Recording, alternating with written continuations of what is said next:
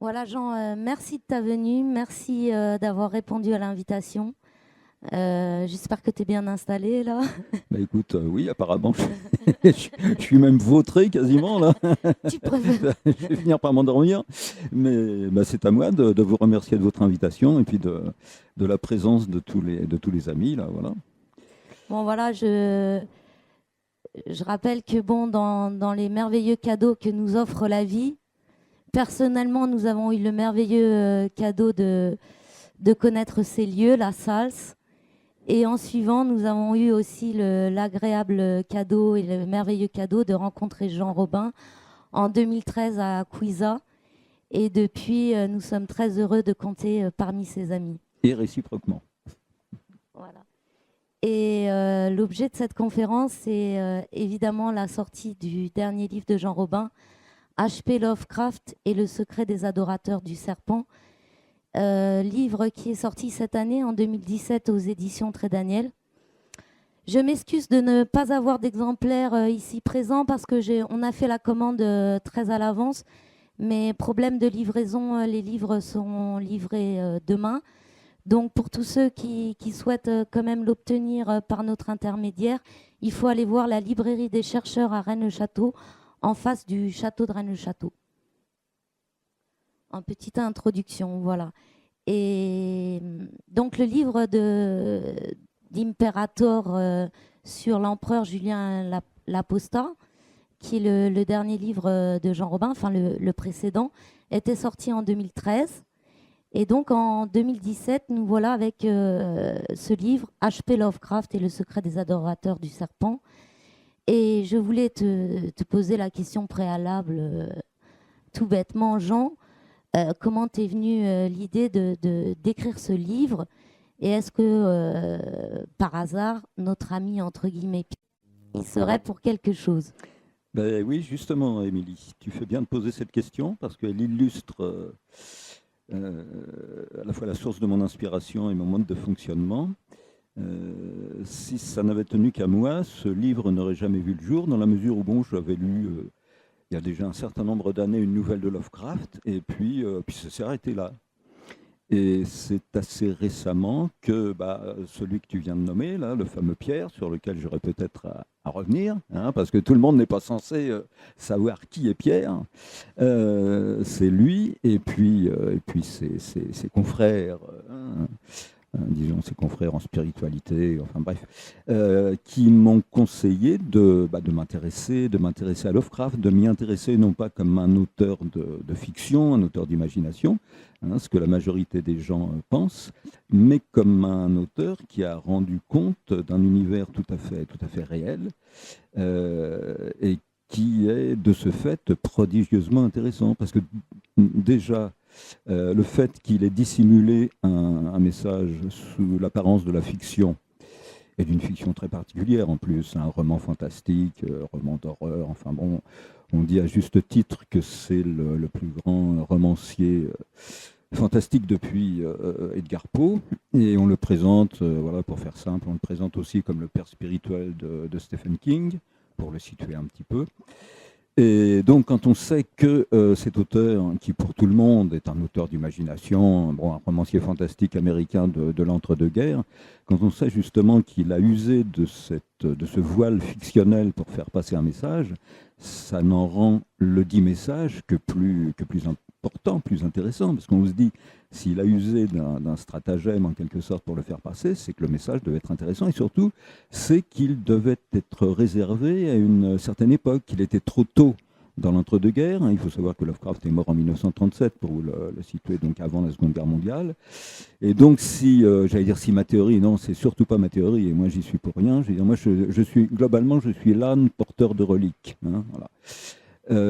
Et donc oui, si ce message était dissimulé sous l'apparence de la fiction, et si, comme il le semblerait, Hein. Je ne veux pas dire que la simple parution de mon bouquin soit à elle seule la preuve de ce que j'avance, hein, ça serait une tautologie. Mais bref, si ce message était réservé pour une certaine date, et si nous y sommes, voilà, ça nous incite furieusement à nous y intéresser.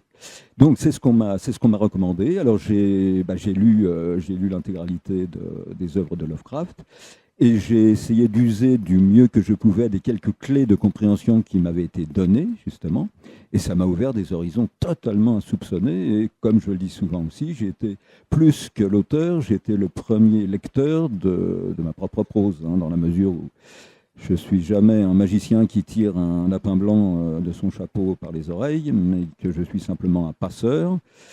Et donc le message que j'avais à faire passer m'a le premier prodigieusement intéressé. Voilà. Et j'espère que ça sera le cas pour au moins quelques-uns, parce que, comme disait Guénon, on est au règne de la quantité, donc c'est pas sur la quantité qu'il faut tabler, mais c'est sur la qualité. Voilà. Voilà, Émilie, je ne vais pas me répandre trop longtemps. Moi, je t'ai préparé des petites questions pour faire comprendre au public tout simplement des axes de lecture, parce qu'évidemment, le livre... on ne peut pas le résumer, il faut le lire et c'est un livre extrêmement particulier. Moi, je dirais, mais c'est mon avis personnel, que c'est un livre qui est extrêmement important à l'époque où nous nous situons. Alors, je te fais quelques petites questions d'angle de vue sur Lovecraft. Moi, je voulais que tu nous dises pourquoi c'est important, dès le début de ton livre, de comprendre justement pourquoi Lovecraft n'est pas un matérialiste pur et dur, comme il le prétendait lui-même de son vivant. Donc, c'est-à-dire que déjà, on sent qu'il y a une forme d'initiation. Tu nous expliques ça, qu'il y a un barrage et il y a un tri qui est fait par rapport au monde profane, quoi, dès le départ. Ah bah ça, c'est certain, Émilie. Et justement, ça recoupe ce que je disais à l'instant, à savoir que l'importance du message de Lovecraft se déduit justement de son caractère crypté, codé. Hein. Bon, si ça avait été de moindre importance, il l'aurait transcrit comme tel. Hein. Mais justement, ça avait une portée, une dimension. Allez, c'est un gros mot, mais il faut bien avoir le courage de le dire. Ça a une dimension eschatologique, hein, l'œuvre de Lovecraft. Ça concerne directement la fin d'un cycle historico-cosmique. Pas la fin, alors pour effrayer. Disons la fin du monde, pas la fin... Non, le contraire, pas la fin du monde, mais la fin d'un monde, quoique. Et donc, oui, alors le tri, Émilie, il se fait tout seul, le tri. Hein. Il se fait en fonction justement du support littéraire, hein, à savoir que tout le monde... Et je jette la pierre à personne, je ne me moque de personne dans la mesure où je suis comme tout le monde. Hein. Si on ne m'avait pas vivement conseillé de m'y intéresser, je serais passé complètement à côté, je ne cesse de le répéter.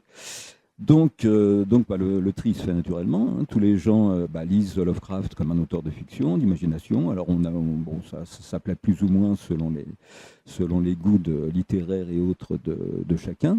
Mais quand on a quelques clés de lecture, on s'aperçoit que ce n'est pas du tout de ça qu'il s'agit.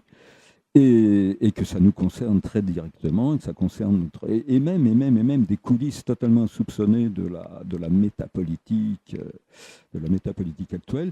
Donc effectivement, tu as raison d'introduire immédiatement, Émilie, les notions d'initiation, parce que Lovecraft, pour faire ça, si j'ose m'exprimer ainsi, c'était un initié de haut vol. Et alors j'anticipe peut-être un petit peu sur la suite des opérations, mais comme ça concerne directement le microcosme au doigt, cette haute initiation qui était la sienne rend intelligible, hein, enfin intelligible peut-être, hein, là encore je force personne à adhérer à cette grille de lecture, à cette vision du monde, mais ça explique, disons, la présence de Lovecraft à Quizza en 1927, alors qu'officiellement, il n'a jamais quitté le continent nord-américain. Voilà. Alors pourquoi je dis ça? Pourquoi est-ce que je mets un signe d'égalité entre initiation et présence de Lovecraft en 1927 à Cuisa? Tout simplement parce qu'à Cuisa en 1927, et ça c'est une révélation qui date du jour où on me l'a confié, voilà, et que je me suis empressé de retranscrire dans le bouquin, au grand scandale des esprits rationalistes, etc. etc. Donc, pourquoi je mets un signe d'égalité entre initiation et présence de Lovecraft à Cuisa? Tout simplement parce qu'à Cuisa, il y était en mode ubiquitaire. Voilà. C'est-à-dire qu'il était à la fois en Amérique, aux États-Unis et à Cuisa. Ça s'appelle l'ubiquité. Les vies de saints, les vies de grands spirituels regorgent de cette possibilité de se dédoubler, etc. etc. Mais voilà. Donc on entre de plein pied, d'ores et déjà, de l'autre côté du miroir ou dans les dérives abracadabrantesques, selon, encore une fois, la grille de lecture de chacun. Mais, là encore, précaution oratoire, qui commence à me lasser d'ailleurs, parce qu'à chaque fois, je suis obligé J'imagine. Donc, et je m'excuse auprès de ceux qui m'auraient déjà entendu, c'est pour les nouveaux. Ma valeur suprême, c'est la liberté, donc je n'ai absolument rien à imposer à qui que ce soit, libre à chacun d'en penser ce qu'il veut. Moi, selon ma formule favorite, je lance des bouteilles à la mer, on les ramasse ou pas, et ça s'arrête là. Voilà, je n'ai rien à vous faire signer à la sortie, pas de bulletin d'adhésion à quoi que ce soit, liberté absolue. Moi, je suis passionné par ce qu'on m'a dit, enfin j'ai des raisons particulières d'y accorder le plus total crédit, et puis ça correspond à ma propre grille de lecture, donc voilà, c'est bon pour moi, mais c'est pas forcément bon pour les autres. Mais au moins, c'est une belle histoire, une histoire intéressante, qui a sa cohérence propre, et comme je le dis souvent, le patrimoine dans lequel je puise, c'est un patrimoine, si on ne veut pas qu'il soit cultuel, au moins il est culturel. C'est le patrimoine immémorial de l'humanité, c'est le patrimoine de la tradition avec un grand T, etc. etc. Qu'on soit croyant, agnostique ou tout ce qu'on veut, au moins, c'est ce qu'a pensé l'humanité pendant des siècles, voire des millénaires. Donc à ce titre, c'est intéressant. Voilà, je ferme cette parenthèse. Voilà, et moi je continue par dire que tous ceux qui veulent suivre le lapin blanc, restez avec nous. Ou sinon, juste par curiosité, continuez d'écouter. Bon, je vais continuer des questions avec ces grilles de lecture tout à fait particulières. Et si je suis hors sujet, Jean, tu me dis quoi. Donc moi, je voulais savoir pourquoi le chaos originel, qui est décrit par Lovecraft et qui est décrit aussi dans la Bible, a été finalement diabolisé par les monothéismes. Et est-ce que le retour des grands anciens prophétisés par Lovecraft signifie la fin du monde? Merci de ta question, Émilie. Vous avez 30 secondes pour y répondre. Bon, alors, oui, alors le chaos. Non, je plaisante. Au contraire, c'est une excellente question parce que ça regroupe l'essentiel de ce que je voulais vous dire. L'univers de Lovecraft, la toile de fond, le décor, c'est essentiellement, alors Émilie parle du chaos à très juste titre, ça s'appelait comme ça dans le passé, d'autres l'appellent l'univers de radiance, les anciens d'Orient et d'Occident l'appelaient ou la lumière astrale, ou l'éther des hermétistes, ou la kasha pour les hindous, c'est-à-dire ce qui fait, alors là encore, vision du monde très particulière, disons platonicienne, pour jouer les gens savants. On découpe l'univers en 3 tranches, le monde de l'esprit, le monde de l'âme et le monde du corps. Ça s'appelle, en termes savants, la trichotomie. Et l'univers de Lovecraft, c'est essentiellement ce monde de l'âme qui fait l'interface justement entre le monde de l'esprit, purement métaphysique, et puis le monde de la matière, de la corporéité, de notre ici-bas, de cette prison spatio-temporelle où nous sommes enfermés et dont éventuellement nous cherchons à nous évader. Donc voilà, alors qu'est-ce que c'est que ce chaos en définitive? C'est ce que la science de pointe, la science contemporaine, qui est très très très intéressante et qui nous libère du positivisme, du matérialisme, qui nous avait enfermés justement dans notre prison à la fois intellectuelle et depuis disons que ça a culminé au 19e siècle, avec le 19e siècle positiviste, etc. La science de pointe fait voler en éclats ce carcan intellectuel, et nous ramène justement, revisite et réhabilite en même temps cet univers des anciens, ce chaos, cet akasha, cet éther, cet univers de radiance, qui n'est autre que le fameux vacuum quantique. Vacuum qui en fait n'est pas du tout vide, qui devrait plutôt s'appeler un plénum, dans la mesure où on sait qu'il est sursaturé d'énergie, non seulement d'énergie, mais de conscience.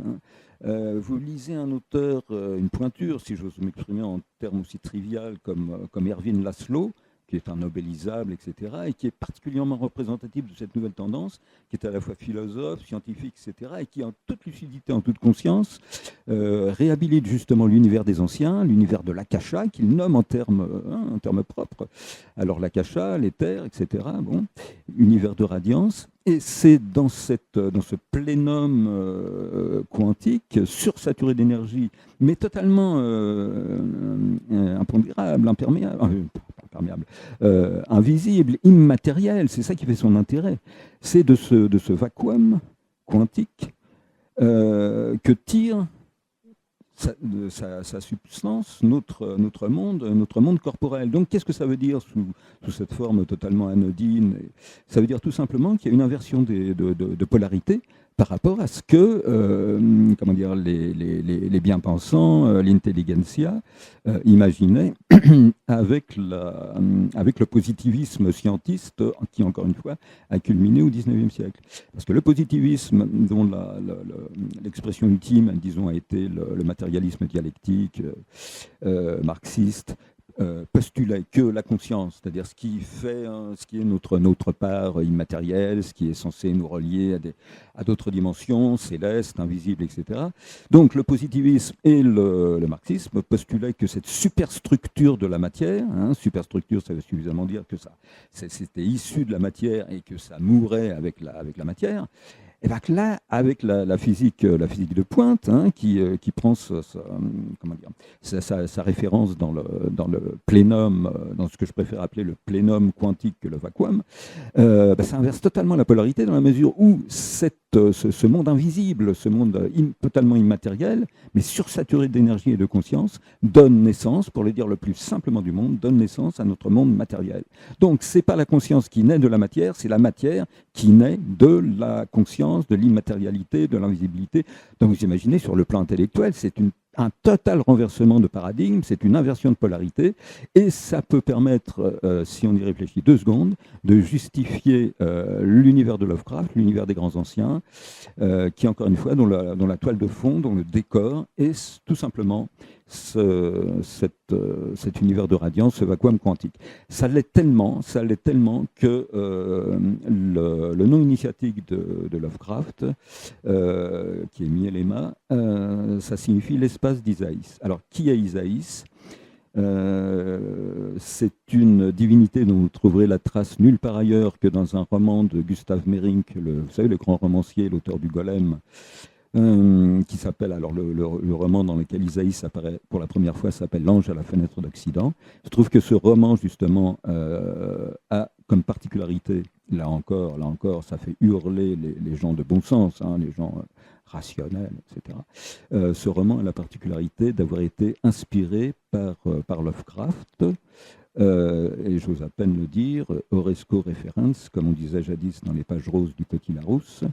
Il a été inspiré à Meyrink par Lovecraft lors de leur rencontre à Cuisa en 1927.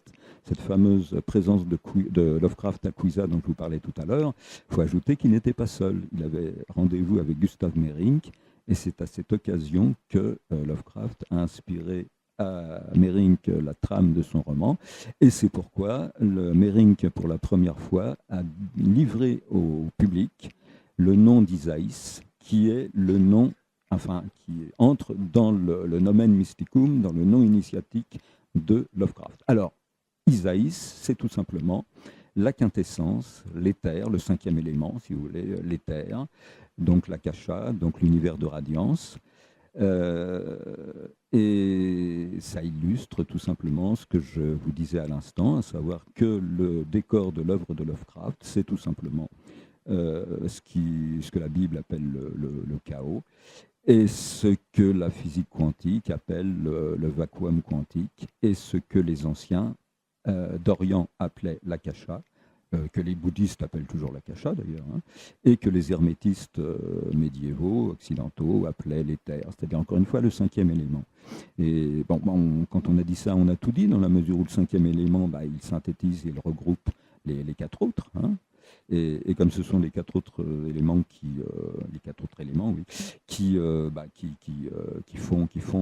sont le substrat de notre monde matériel, si on admet qu'Isaïs en est la quintessence, on est le cinquième.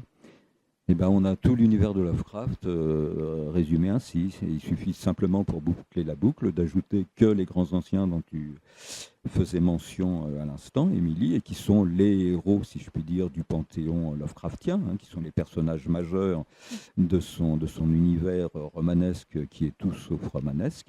Il représente, entre autres, alors là aussi j'insiste très lourdement toujours sur le fait que les grands anciens sont d'une part les éléments, mais pas que. Ils sont, comme disent les gens savants, ils sont polysémiques, hein, ils sont plusieurs choses à la fois, parce que dès qu'on passe de l'autre côté du miroir, dès qu'on quitte notre corporéité, notre matérialité, on entre dans des univers qui sont infiniment plus complexes que le nôtre, hein, où la réalité est beaucoup plus mouvante que dans notre monde. Et la valeur polysémique de ces grands anciens prend toute sa réalité justement quand on passe de l'autre côté du miroir et qu'on s'aperçoit qu'ils sont beaucoup de choses en même temps. Mais pour faire simple, parce que il ne s'agit pas d'être exhaustif au risque de devenir définitivement incompréhensible, hein, je préfère donner des axes solides, enfin je l'espère, vous donner un squelette, puis après on pourra mettre toute la chair qu'on veut, mais qu'au moins donner des idées claires, si vous voulez. Donc je me limite volontairement, et on a une bonne base en disant que les grands anciens de Lovecraft, hein, qui sont des entités cosmiques, sont aussi les éléments fondateurs de notre monde. Alors on peut rejoindre par ce biais, si vous voulez, en faisant un petit peu d'acrobatie intellectuelle, rejoindre la thématique de la panspermie, si vous voulez, de la vie qui vient du cosmos, etc. etc. Vous voyez, il y a des analogies qu'on peut suivre comme ça qui peuvent être intéressantes. Donc Émilie, récapitulons. J'espère n'avoir pas été trop confus, trop bafouilleux, et d'autre part avoir répondu à ta question relative au chaos, relative aux grands anciens. Hein, est-ce que tu penses que j'ai donné des définitions ? Et en plus, tu as parlé d'Isaïs, qui était parfait. Et à part ça, j'ai parlé d'Isaïs, voilà. Oui. Alors, attends, il y a une question à laquelle je n'ai pas répondu. Pourquoi a-t-on diabolisé... Alors là, c'est une question globale. C'est une question globale qui porte sur l'univers Lovecraftien dans son ensemble. C'est vrai que l'univers de Lovecraft, c'est un univers où on est constamment sur le fil du rasoir. Hein. C'est pas un univers qui s'adresse, je veux dire, aux gens peureux, aux gens qui ont constamment besoin de se rassurer, et surtout de coller des étiquettes, hein, parce que là aussi c'est un défaut qui nous est propre à tous, plus ou moins. Hein. On veut notre petit confort intellectuel, on veut se dire ça c'est ça, j'ai compris, voilà. Mais si on me dit en même temps que c'est autre chose, je vais pas me prendre la tête, hein, selon une formule qui moi m'en met en rage, hein, parce que justement le charme de la vie, c'est qu'on peut se mettre tous les jours, enfin on peut se prendre la tête tous les jours. C'est pas une raison pour se donner la migraine, mais au moins le monde est une telle complexité que c'est une aventure à vivre chaque jour, quoi, hein. Moi je dis, je tombe de l'armoire régulièrement tous les 15 jours, hein. J'ai beau avoir bientôt 71 balais, j'ai une âme d'adolescent grâce justement à Pierre et aux informations qui m'ont été transmises par cette source et qui me font découvrir la complexité du monde. Bon, là je digresse, je sens que je m'égare. Donc je reviens à cette diabolisation. Oui, alors l'univers de Lovecraft n'est pas pour les gens qui ont peur, qui ont besoin de se rassurer, de coller des étiquettes, disons pour les gens qui ont une vision du monde manichéenne, binaire, etc. Non, tout est infiniment complexe, tout est mouvant. Il faut aimer les retournements de situation, les inversions de polarité, etc. etc. Bon, moyennant quoi, on peut comprendre que nous arrivons en fin de cycle. Bon, hein, alors essentiellement, la fonction des grands anciens, ça va être celle-là. Hein, parce que ce sont des entités, quand on lit Lovecraft, on dit oulala, c'est des méchants, on n'est pas dans l'humanitaire, là, on n'est pas dans les bisounours. Mais il faut admettre que là, si on a une vision du monde traditionnelle, hein, qu'on est à la fin d'un cycle, et à l'aube d'un nouveau, mais d'un nouveau cycle où nous sommes séparés par un mur de feu quand même. Hein. Pour le dire trivialement, et comme le diraient les Jones, ça va être très rock'n'roll cette fin de cycle. Donc il y a ce que les kabbalistes appellent des écorces, hein, des tas de là, on est dans le monde des résidus, des miasmes, de quelque chose en putréfaction à tous les nouveaux. À tous les niveaux, pardon. Donc ça, il faut purifier, hein, il faut faire un grand nettoyage, il faut procéder à une karchérisation de tout ça. Et pour le dire, là encore une fois, rapidement, au risque d'être un peu trivial, c'est la fonction des grands anciens. Hein, c'est des nettoyeurs. Voilà. Et c'est pour ça qu'ils prennent dans l'œuvre de Lovecraft l'apparence de gens, encore une fois, qui sont assez peu sympathiques et assez peu portés sur l'humanitaire. Donc ces entités cosmiques sont chargées de purifier notre corporité, notre monde matériel, de brûler tout ce qui n'est pas passible, susceptible de transmutation. Vous voyez, les résidus, vraiment les résidus. Encore une fois, la Kabbale a un terme très très précis, très technique pour parler de ça. Ça s'appelle les clipotes, les écorces. Hein. Les résidus d'un cycle inutilisable. On est dans l'infrapsychique, hein, voilà. Et ça demande à être détruit parce que ça ne peut pas passer dans le cycle suivant, ça ne peut pas être transmué. Hein. Donc globalement, là encore, c'est bien sûr, hein, là encore, j'insiste très lourdement.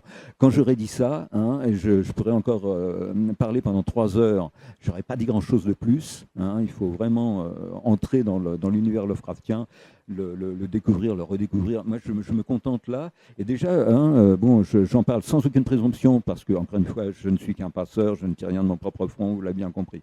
Mais le bouquin est très dense. Son intérêt, c'est d'être récapitulatif, d'être le plus clair possible pour ceux qui veulent, avec un minimum d'effort intellectuel, quand même, entrer dedans. Et ça ouvre beaucoup de portes, beaucoup de pistes, si vous voulez. Ça donne un substrat assez solide. Bon, voilà son mérite à mes propres yeux. C'est pour ça, probablement, qu'il a pu sortir, dans la mesure où il dit des choses, quand même, qui sont hors normes. Bon, il est aussi victime, je ne vais pas faire dans la paranoïa, mais c'est des amis libraires tout à fait bien implantés sur la place de Paris qui m'ont dit, quand même, il y a ce qui commence à ressembler à une certaine conspiration du silence autour de lui. Donc voilà, pour les gens intéressés, c'est la première fois de ma vie. C'est la première fois de ma vie que j'ai l'air d'essayer de vous vendre ma salade. Hein. Bon, je ne vais pas faire fortune avec ça, c'est pas le problème. Mais pour ceux qui sont intéressés, voilà, qui trouvent que ça mérite d'être divulgué, répandu, diffusé, etc. Bon, vous pouvez porter la bonne parole en sachant que ce bouquin, il est victime d'un certain. Voilà. On n'ose pas, en parler parce que voilà, on sent que ça se tient quand même. C'est pas. Et donc, il vaut mieux, dans ces cas-là, faire une sorte de conspiration du silence. Voilà. Alors la diabolisation, évidemment, hein, quand on part du point de vue monothéiste, manichéen, binaire, etc. Tout ça, ça commence à sentir furieusement le soufre. Hein. Et donc voilà, on préfère appeler chaos primordial, mais ce chaos primordial, c'est quand même le chaos qui nous donne la vie. Hein, donc voilà, c'est pas Satan qui l'a créé, il faut quand même être cohérent.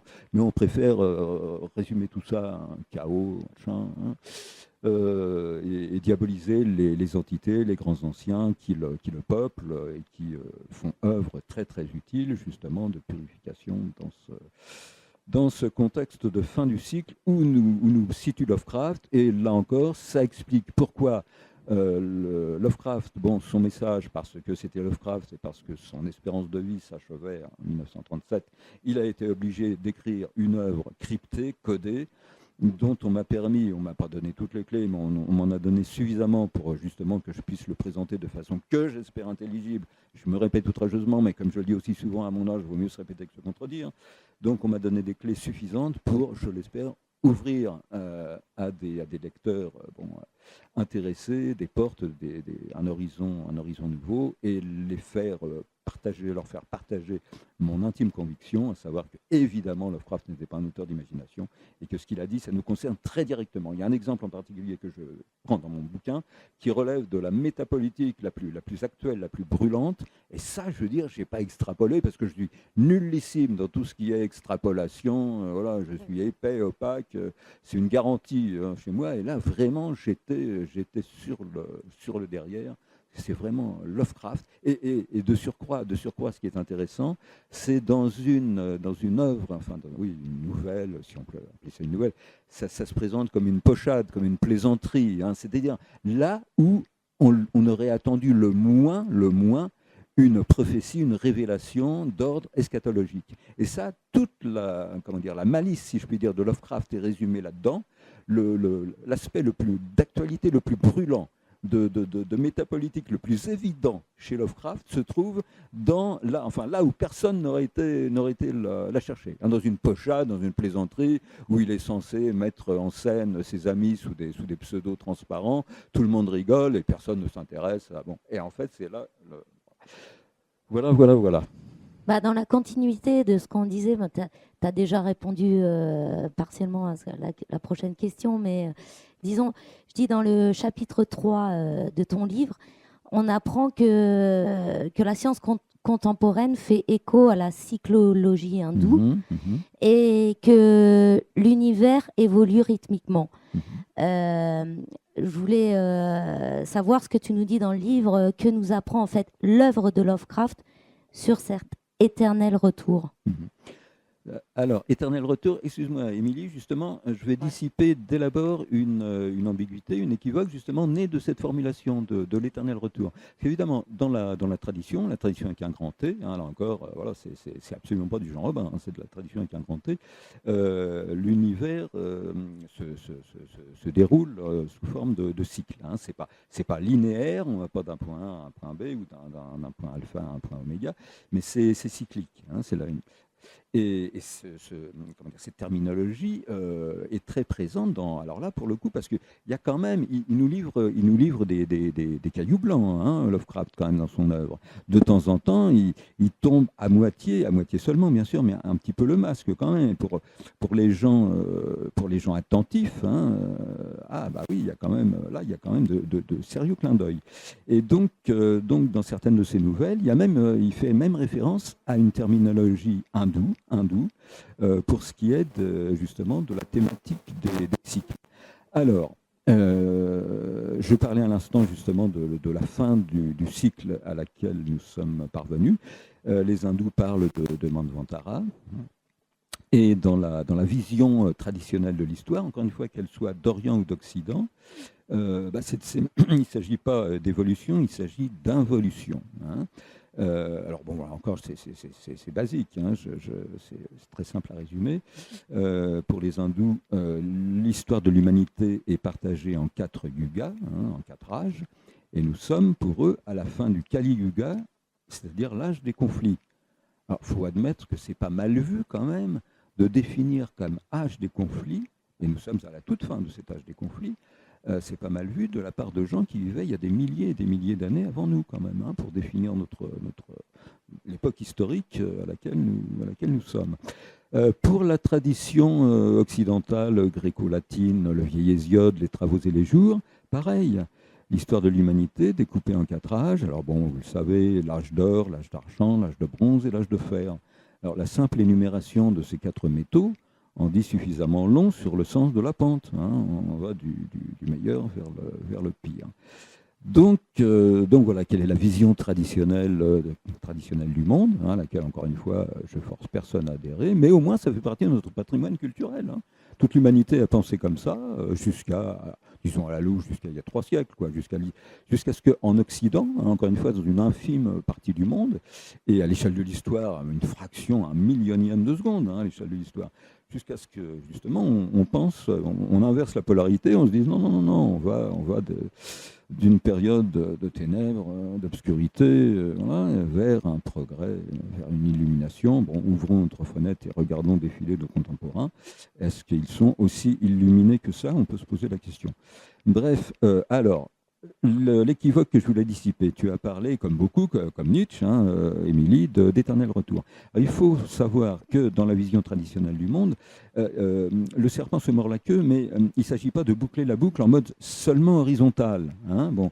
Il faut savoir que ce déroulement cyclique de l'histoire, hein, alors effectivement, une boucle se referme, mais elle se referme selon un axe vertical, qui est l'axe du monde, hein, qui est l'axe le plus universel des symboles, hein, qui est dans beaucoup de traditions représenté par un arbre, qui est l'arbre de vie de la Kabbale, hein, l'arbre des séphirotes.